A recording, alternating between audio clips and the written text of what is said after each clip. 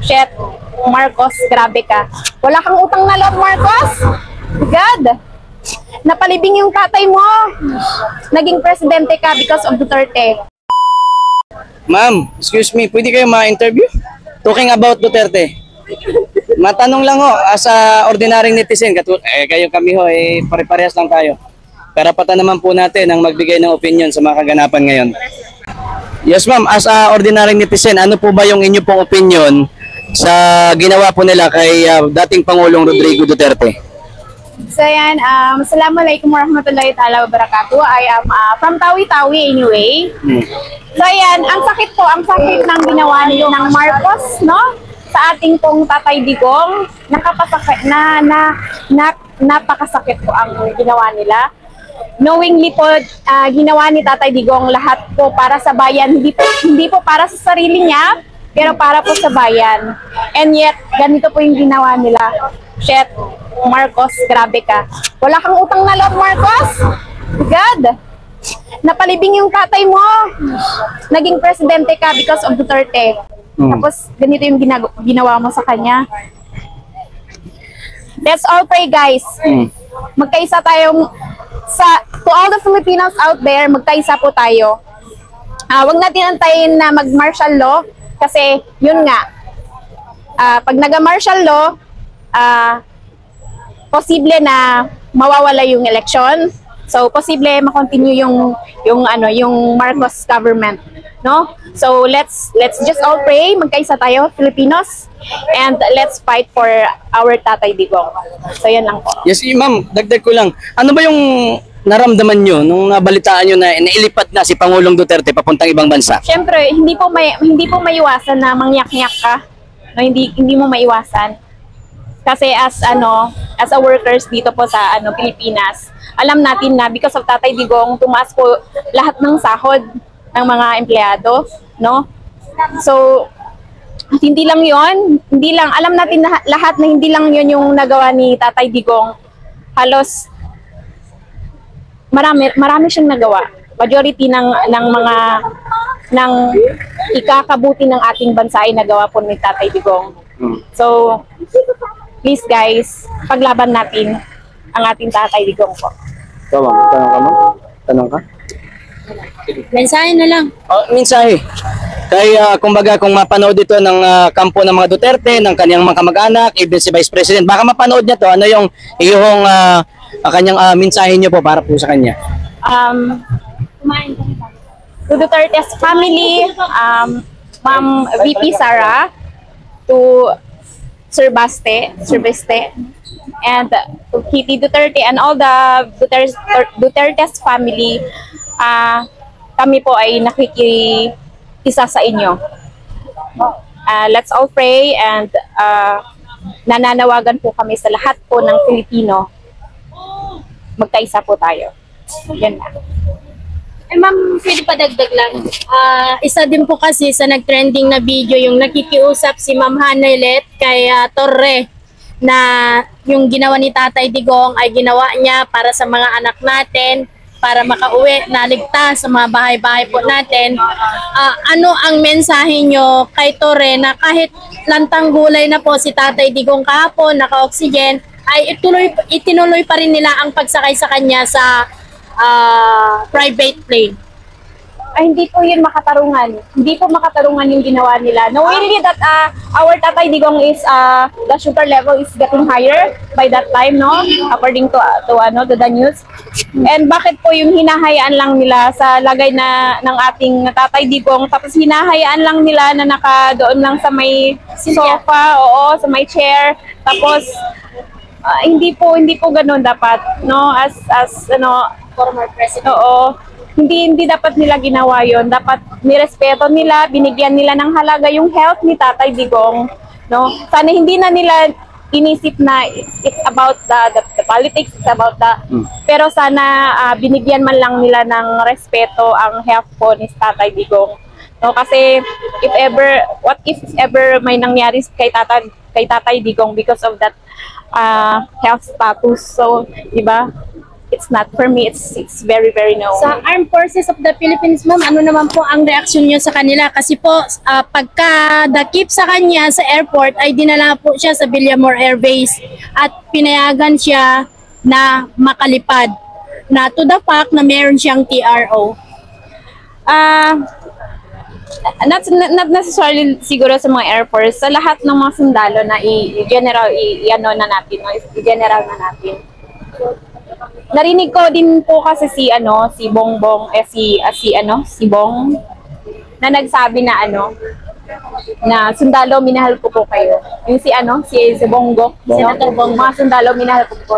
Totoo naman po yun, guys. Minahal talaga ng ating Duterte administration, ni Sir Bongo, ang ating mga sundalo, no? Kaya dumaraming sundalo, dumaraming nakapasok ng mga sundalo, tumaas yung mga sahod nila because of the Duterte's administration. And yet po, at nakita po natin yung mga lahat po ng mga sundalo, no, na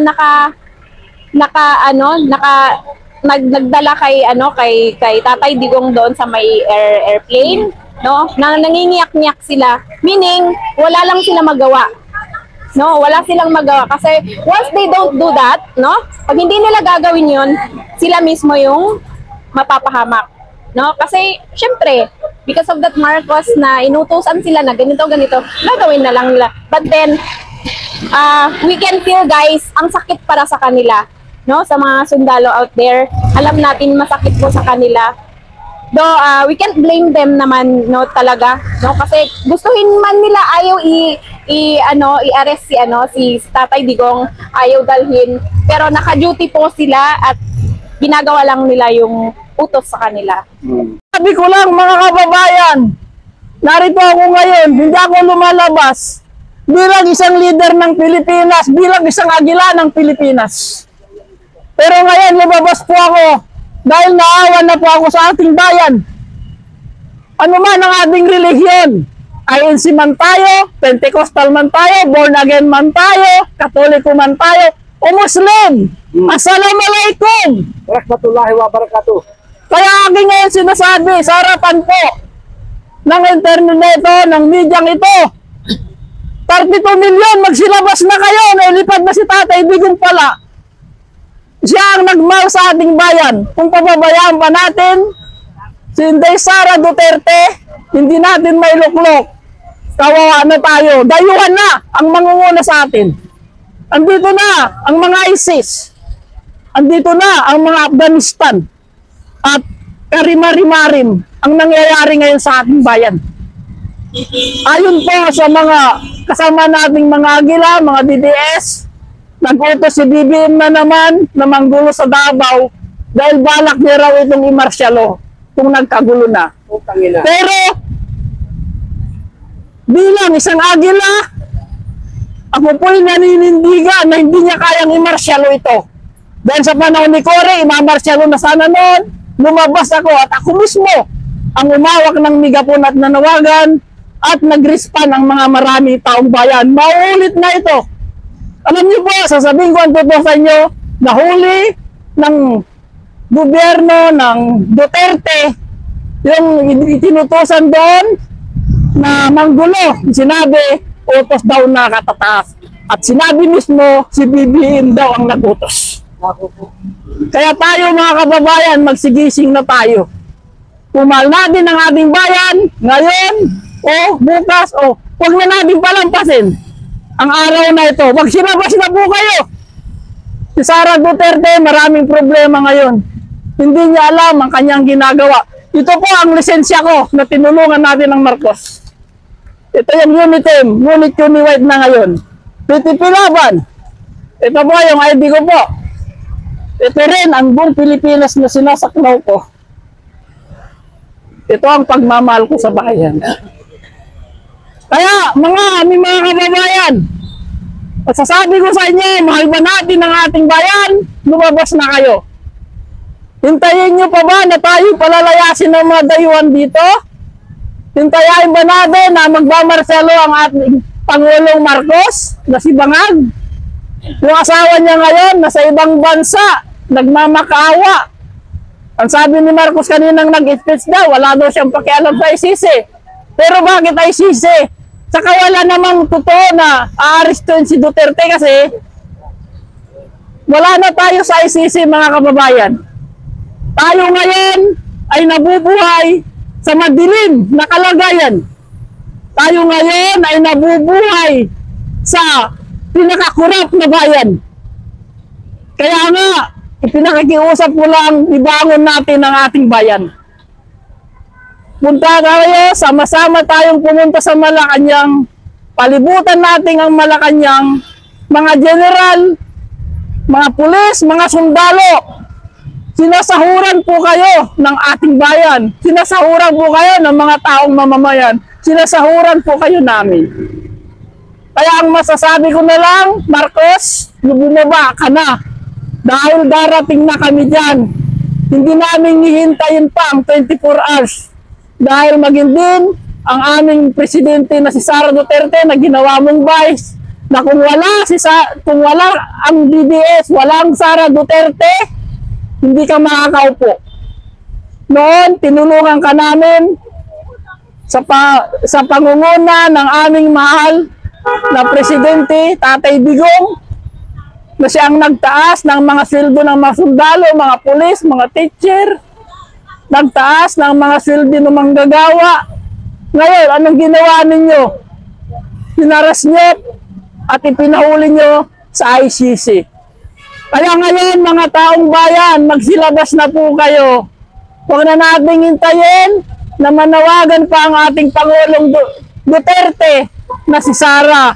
Nanawagan na si Harry Roque. At ako ngayon nananawagan sa inyo. Kompleto po ang mga lisensyang ipinapakita ko sa inyo na mahal natin ang ating bayan. Ito po, buong Pilipinas po to. Ako po ay isang leader ng DDS, leader ng mga martial, at leader din po ng bayang ito. Ayaw ko sanang lumabas, ngunit sabi ni Sara kagabi, ni President Sara, kung kailangan gawin natin ang tama, gawin na natin. Huwag na natin ipabukas, kundi ngayon na. Ngayon na ang panahon. Dahil kung maghintay pa tayo ng eleksyon, bago mag-eleksyon, marsyalo na mga kapatid, mga kaibigan. Kaya kayo mga vlogger, bantayan natin ngayon ang ating bansa, mga aming mga kaibigan, mga kapwa namin sa iba't ibang relihiyon. Magsilabas na po kayo, hindi na relihiyon ang pinag-uusapan dito. Ang ating bayan, kung hindi po kayo lalabas, kawawa po ang ating mga sumusunod na mga lahi, ang ating anak, ang ating apo. Kung patayin man nila ako sa pagbulgar ko ng totoo, hindi ako natatakot. Alang-alang sa bayang ito, maraming salamat po.